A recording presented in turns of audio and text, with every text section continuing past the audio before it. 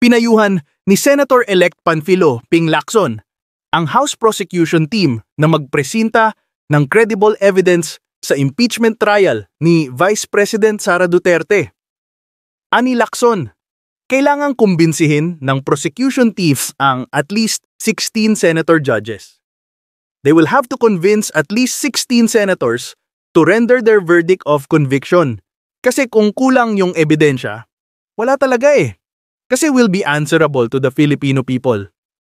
Paano ka magko-convict kung wala namang ebidensya o napaka-weak ng ebidensya? Saad ni Lacson. Dapat evidence-based, laging nakabase sa ebidensya, ipepresinta ng prosecution team. Pinitik ni dating Senator Leila de Lima, si Vice President Sara Duterte, kaugnay ng sinabi nito na nais niyang maging bloodbath ang kanyang paparating na impeachment trial. Diyan naman sila magaling eh. Bragadosyo, mindless arrogance, toxic rhetoric, violence, sabi ni De Lima sa X. In an impeachment trial, the only one who is on trial is the person impeached. So there can be no bloodbath.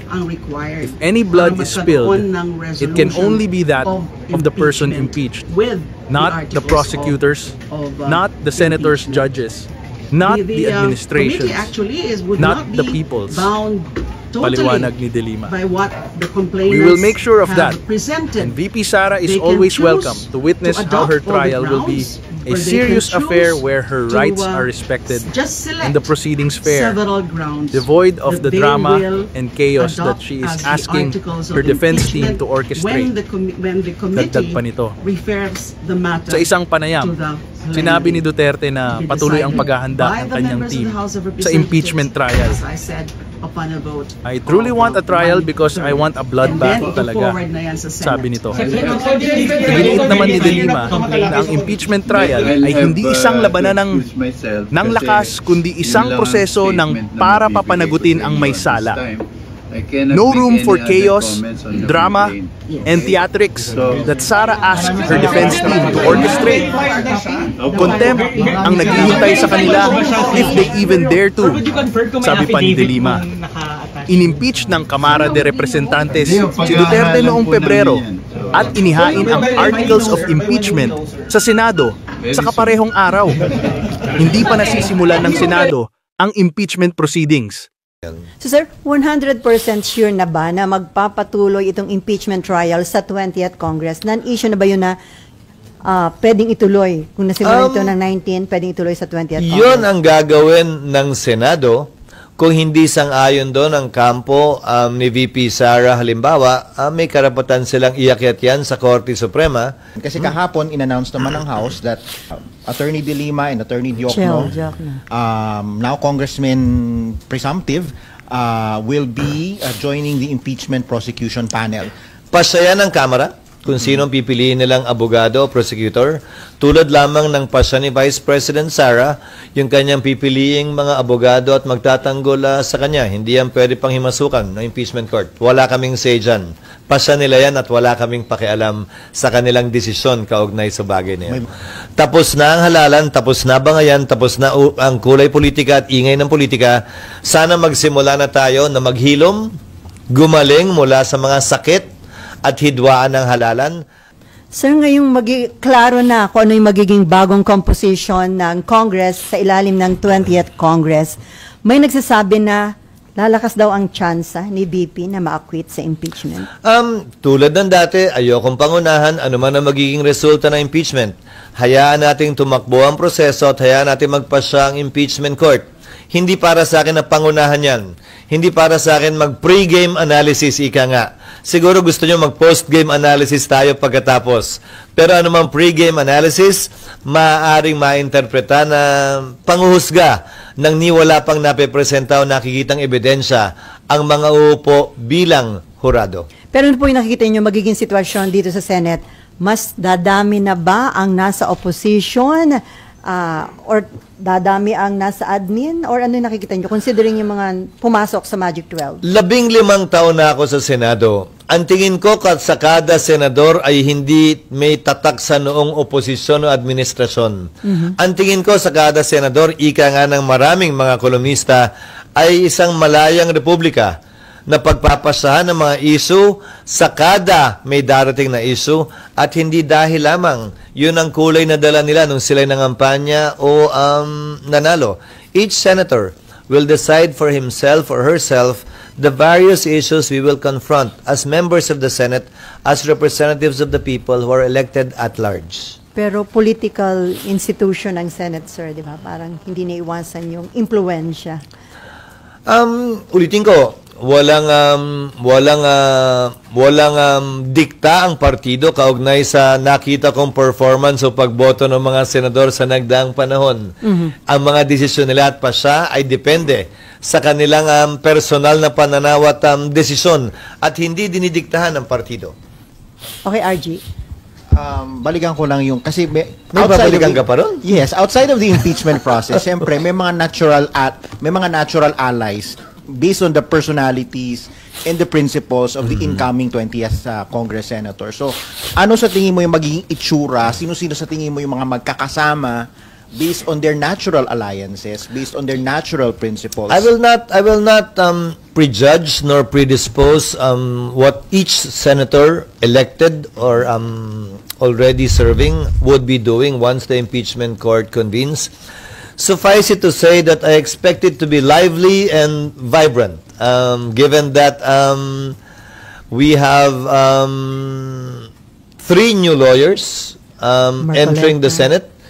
That is a valuable addition to any impeachment trial insofar as enriching the discussion and enlightening not only our people but fellow members of the Senate in their function as an impeachment judge. But outside the impeachment trial, paano yung natural alliances na nakikita mo? Ulitin ko, sa 15 taon ko sa Senado, hindi naman nasusunod yung natural alliances, yung formal alliances nga, hindi rin nasusunod eh. Iba't iba ang desisyon nila.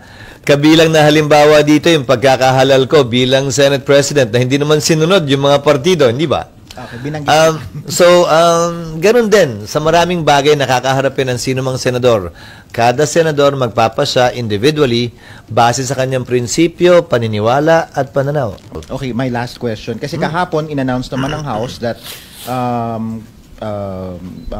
Attorney De Lima and Attorney Diokno, now Congressman presumptive, will be joining the impeachment prosecution panel upon the invitation of the House leadership. So doesn't that feed into the theories that are circulating among some circles na there's this alliance between the administration and that color of the political spectrum? Hindi ako bahagi ng anumang koalisyon o alyansa ngayon at hindi ko pwedeng komentaryohan. Subalit, pasaya ng Kamara kung sino ang pipiliin nilang abogado o prosecutor, tulad lamang ng pasya ni Vice President Sara, yung kanyang pipiliing mga abogado at magtatanggol sa kanya. Hindi yan pwede pang himasukan ng impeachment court. Wala kaming say dyan. At hindi ko komentaryohan kung tama, mali, maganda o pangit yan. Pasya nila yan at wala kaming pakialam sa kanilang desisyon kaugnay sa bagay na yan. Okay, Nympha. Andiyan si Nympha? Nympha Liit po. Sir, sabi niyo po, Sir, sabi niyo po dati, ay pinapayuhan niyo po dati yung mga senador tsaka mga incoming senators na wag magkomento sa impeachment. Pero yung iba po sa mga paparating nating na mga bagong senador ay inendorso mismo ni VP Sara. Will that affect the impeachment trial? Well, hindi sila yung nagsalita. Inendorso kamo sila ni VP Sara pero hindi mismo galing sa kanila. So, patuloy ang aking magiging panawagan sa lahat na nakaupo at marahil papasok din ang mga senador, presumptive senators, ika nga, na ayon sa rules, sana iwasan nila na magbigay ng categorical na mga posisyon o sagot kaugnay nito hanggat hindi pa nagsisimula ang trial at wala pa naman silang nakikitang mga ebidensya, pabor o kontra sa nasasakdal na si VP Sara. Magiging factor ba yon yung ginawang endorsement sa kanila, sa kanilang magiging decision? Sila lamang siguro ang makakasagot noon at hindi ako. But Mas historically, magandang sir. sila ang matanong kung sakasakali. So, sir, non-issue na ba? Historically, hindi. Dahil nakita nyo naman siguro sa social media na nagbago-bago ng posisyon yung mga in-endorse dati, kinakalaban na nila ngayon yung mga nag-endorse sa kanila dati, yung kalaban nila dati, kakampinan nila ngayon. So, kung pagbabasihan ko ay kasaysayan, hindi ng mga partikular na senador, kasaysayan sa larangan ng politika ng ating bansa. Nakikita natin nagbabago-bago yon.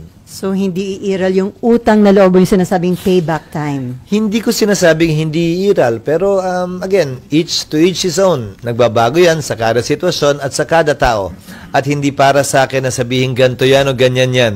Mas maganda sila ang tanungin ninyo dahil sila naman yung nasa sitwasyong yan. So, sir, 100% sure na ba na magpapatuloy itong impeachment trial sa 20th Congress? Non-issue na ba yun na pwedeng ituloy? Kung nasimulan ito ng 19, pwedeng ituloy sa 20th Congress? Yun ang gagawin ng Senado kung hindi sang-ayon doon ang kampo ni VP Sara. Halimbawa, may karapatan silang iakyat yan sa Korte Suprema.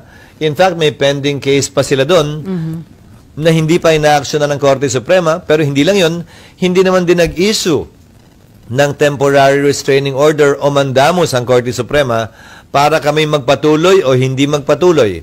So, gagawin ng Senado yung kanyang constitutional mandate kung wala namang utos o kautusan mula sa Korte Suprema na laban dito. But, sir, the impeachment court can also make its own decision if the trial, Yes. if there's going to be a trial or not.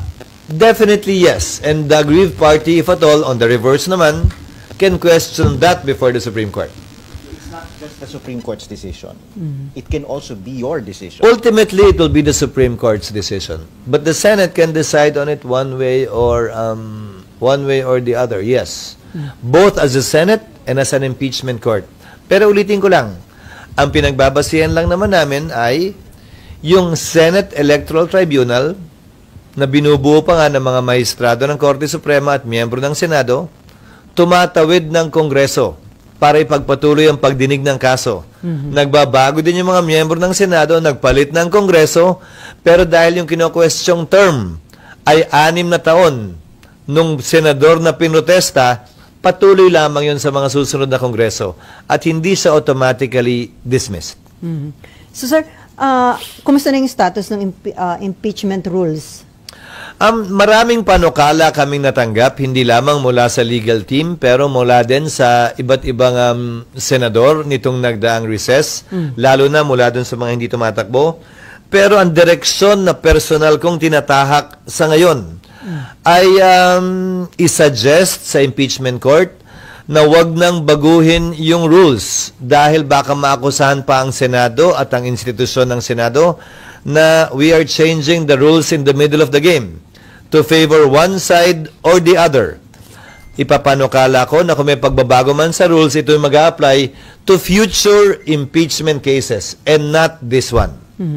So, pwedeng talakayan yung rules, pwede pa rin namin pag-usapan, pero prospectively applicable siya sa mga darating pang impeachment complaints na tatalakayin ng Senado at makakarating dito. At hindi na dito sa kasalukuyang impeachment na aming kinakaharap sa ngayon. So, sir, yung suggestion mo na yon subject for approval pa sa Definitely. Plenary. Lahat ng sinasabi ko ay subject to approval ng impeachment court. Kaya sabi ko, panukala ito, suggestion ito. Sir, since nabanggit niyo po kasi yung sa obstructionists, kahapon merong statement si Yusek Claire Castro that the government, the Marcos administration welcomes yung legitimate opposition but will fight yung obstructionists. How do you make of that statement, sir? Gusto mo talaga akong mag-comment kay Claire? Oh. On the statement. There's a very thin line dividing oppositionist and obstructionist, and it's a gray area. For me, tapos na ang eleksyon, I think we should strive to find common ground and to work together for the best interests of our country and our people, regardless of those labels of being opposition or oppositionist or obstructionist. I think we can find and we should find common ground in spite and despite the results of this election. Ulitin ko, tapos na ang halalan, tapos na bangayan, tapos na ang kulay politika at ingay ng politika.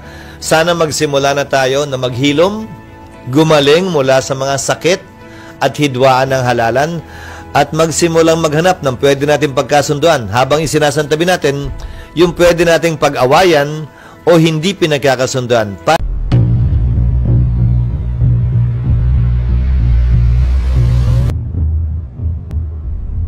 Para mabante naman at umusal ang ating